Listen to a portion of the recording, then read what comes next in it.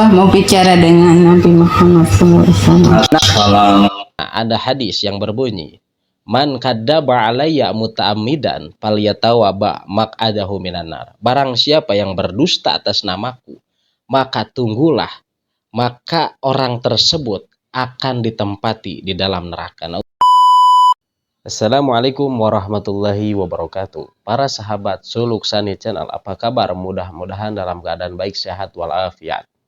Dan mudah-mudahan kita semua ada di dalam lindungan Allah Subhanahu wa Ta'ala.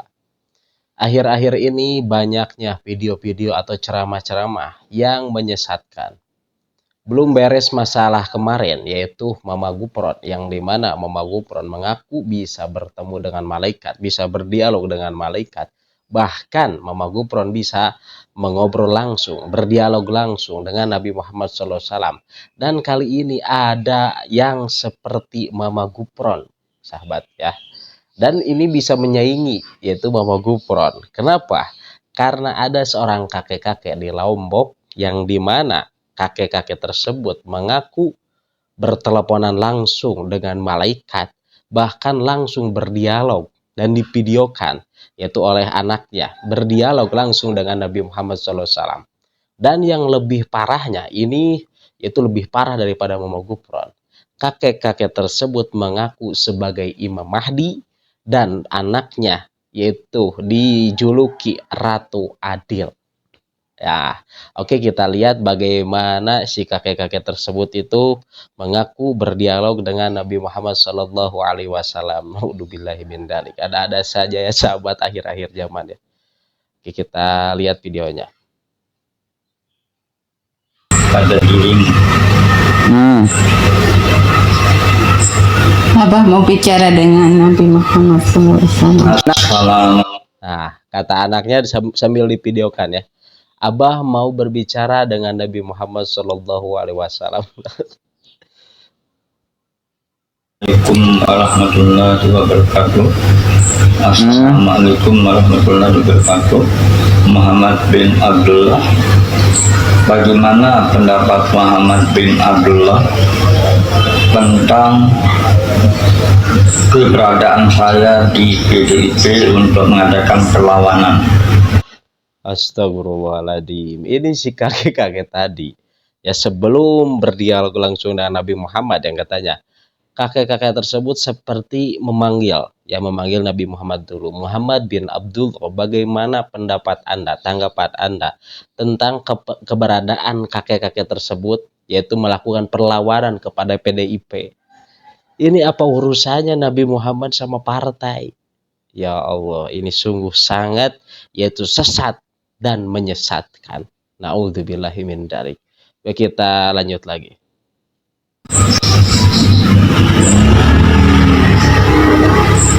Poin rahasia.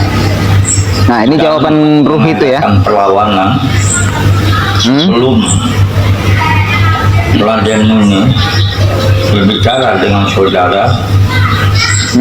Saudara semua yang berada di PDIP itu merekam saudara dengan secara rahasia. Keduanya tidak bawa HP, tetapi disuruh direkam ya, di dalam kantong atau di dalam baju untuk merekam saudara. Pasti kata-kata yang menarik, apalagi sekarang ini belum pelantikan calon presiden. Astagfirullahaladzim. Naudzubillahi min dzalik. Si kakek tersebut tadi ketika berdialog dengan Nabi Muhammad, katanya Nabi Muhammad yaitu berkata kepada kakek-kakek tersebut, kata dia bahwa jangan dulu melakukan perlawanan sebelum si kakek-kakek tersebut itu datang ke PDIP membawa HP dan merekam. Tetapi merekamnya itu harus secara sembunyi-sembunyi. Naudzubillahi min dzalik. Ini jelas penistaan kepada Nabi Muhammad SAW. Ini jelas penistaan agama. Dan orang ini berbohong atas nama Nabi Muhammad SAW. ini MUI harus yaitu turun tangan mengatasi masalah ini. Karena sekarang ini bermunculan yaitu aliran-aliran yang sesat dan menyesatkan kepada umat. Meskipun ini orang kakek-kakek ini mempunyai pengikut sedikit, tapi katanya ada yang berbaiat langsung kepada kakek-kakek tersebut. Inilah pentingnya untuk kita menjaga akidah kita dari kesesatan yang sangat membahayakan umat Islam, akidah umat Islam. Kita lanjut lagi ya. Ini sudah penistaan kepada Nabi Muhammad. Masa Nabi Muhammad menyuruh kepada kakek tersebut untuk merekam. Apa hubungannya Nabi Muhammad sama partai? Na'udzubillah. Oke, kita lanjut lagi. Ketiga ini Nah, HP di mana-mana untuk mendengarkan keterangan saudara. Jadi saudara akan diperhatikan oleh PDIP apabila orang yang merekam saudara akan menceritakan hasil-hasil bicaranya kepada hasil rekaman saudara untuk disampaikan pada pengurus PDIP. Di ini apa-apaan ini Nabi Muhammad dibawa-bawa sama partai politik ya untuk mengurusi masalah-masalah PDIP. Dasar ya. Maka akan kawin rahasia dengan kawin rahasia.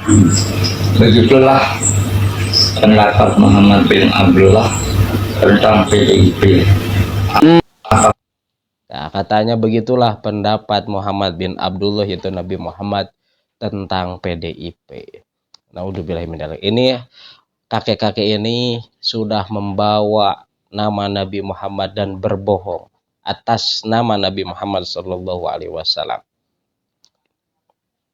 Ali Al-Mahdi Imam Mahdi sudah membatalkan akses Soekarno, lebih kejam lagi keterangan daripada hidup ada di dalam hidup, dan lagi juga membentuk pembangunan akhlak, membentuk pembangunan manusia Pancasila dengan Pancasila lagi. jiwa Pancasila kita didik dengan bangsa, dengan jiwa Pancasila kita didik generasi muda bangsa dan seterusnya. Juga agama, dengan agama hidup menjadi terarah, dengan ilmu hidup menjadi mudah dan seterusnya. Itu jadi agak jalan untuk diperhatikan kedatangan Raja Adil dan Ratu Adil atau Al-Mahdi. Raja Adil dan Ratu Adil. Dengan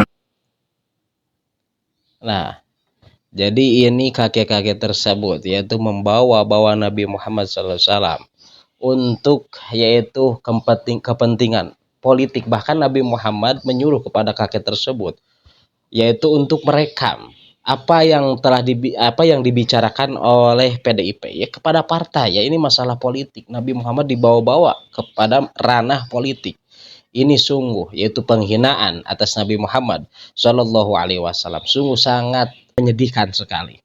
Dan akhirnya di dalam video akhirnya tadi membawa Pancasila. Ini tidak jauh beda seperti Pak Gupron ya yang sedikit-sedikit bawa Pancasila. Ya sedikit-sedikit bawa Pancasila. Yang paling parah ya kakek tadi ya yaitu mengatasnamakan atas nama Nabi Muhammad SAW. Karena ada hadis yang berbunyi, man kadzdzaba alayya muta'ammidan falyatawaba maq'adahu minan nar. Barang siapa yang berdusta atas namaku, maka tunggulah, maka orang tersebut akan ditempati di dalam neraka. Naudzubillahi min dzalik. Ini kalau misalkan kita membuat hadis palsu atau hadis maudu mengatasnamakan Nabi, itu ancamannya. Apalagi ini ya, membawa Nabi Muhammad ya di dalam ranah politik. Inilah akhir zaman, di mana akhir zaman akan bermunculan orang-orang yang tidak mempunyai ilmu dan banyak pengikutnya.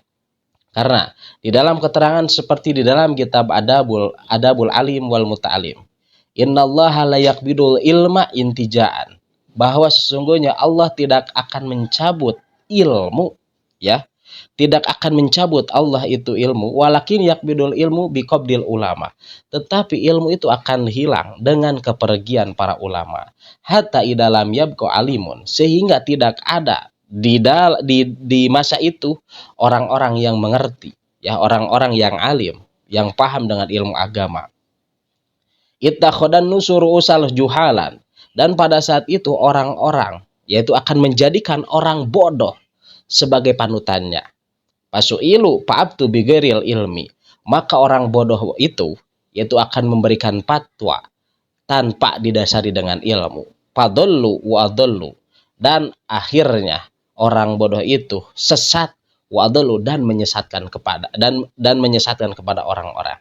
Inilah yang terjadi di akhir zaman. Akan banyaknya munculnya yaitu orang-orang bodoh, ya, yang berbicara tanpa didasari dengan ilmu.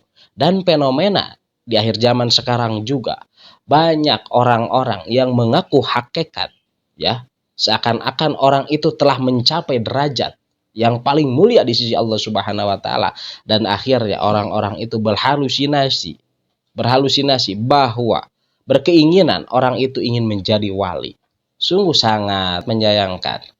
Tidak mengkaji ilmu syariat, tapi dia yaitu ingin menjadi wali dan membuang yaitu hukum-hukum syariat.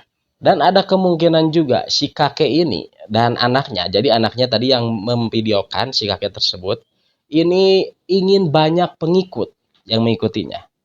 Dan tidak lain tidak bukan, ini ujung-ujungnya pasti uang lagi. Dia sebenarnya itu ingin memperbanyak pengikutnya, supaya ketika banyak pengikutnya, dia akan mendapatkan uang dari pengikutnya. Itulah maksudnya. Sehingga dia rela, ya, dia sangat kejam membawa-bawa agama, membawa-bawa Nabi Muhammad SAW. Ini baru satu video, ya. Kakek tersebut berbicara, berdialog, mengaku dengan Nabi Muhammad SAW. Nanti ada juga yaitu kakek tadi berbicara dengan malaikat Jibril. Naudzubillahi min dzalik. Semoga kita dijaga di dalam akidah yaitu yang sesat dan menyesatkan. Sekian, wabillahi taufiq wal hidayah. Assalamualaikum warahmatullahi wabarakatuh.